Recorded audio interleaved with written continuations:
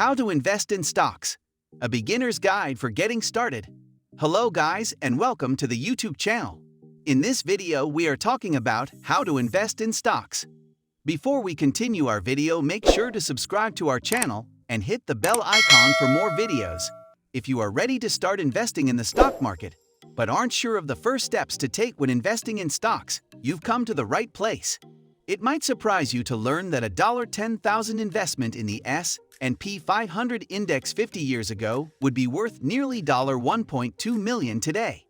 Stock investing, when done well, is among the most effective ways to build long-term wealth.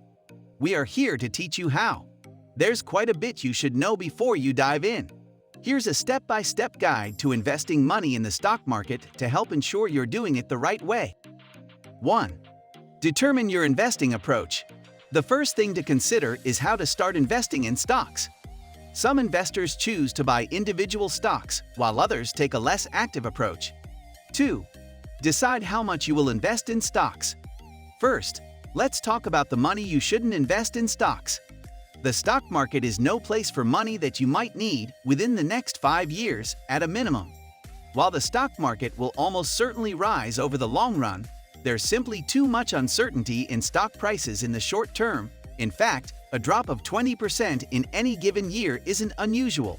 In 2020, during the COVID-19 pandemic, the market plunged by more than 40% and rebounded to an all-time high within a few months. 3. Open an investment account.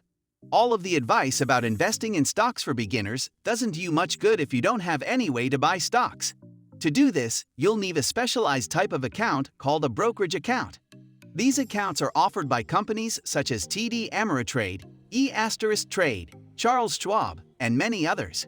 And opening a brokerage account is typically a quick and painless process that takes only minutes.